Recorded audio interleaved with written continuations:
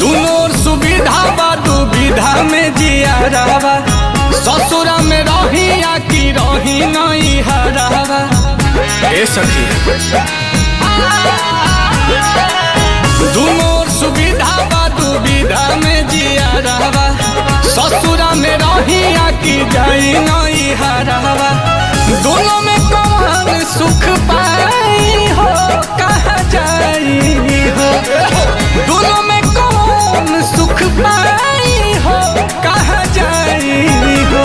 तो सैया रोबस साड़ी धोके अरवा पिचुकारी धोके के करा से लगवाई हो केने जाई हो सैया रोबस साड़ी धोके अरवा पिचुकारी धोके के करा से डलवाई हो केने जाई हो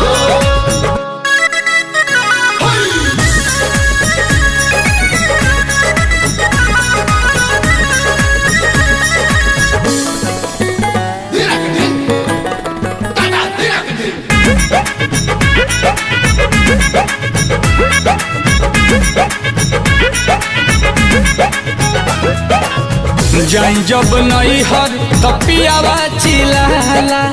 रहिला ससुरावा तो याद खिसियाला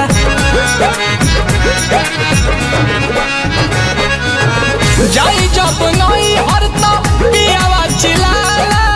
रही जे ससुरावा तो याद खिसियाला के करे जा जुड़ावाई हो लगावाई हो के करे जा जुड़ावाई हो लगावाई हो तो सैया गो साड़ी धोके अरवा पिचुकारी धोके के करा से डलवाई हो केने जाई हो सैया रोबस साड़ी धोके अरवा पिचुकारी धोके के करा से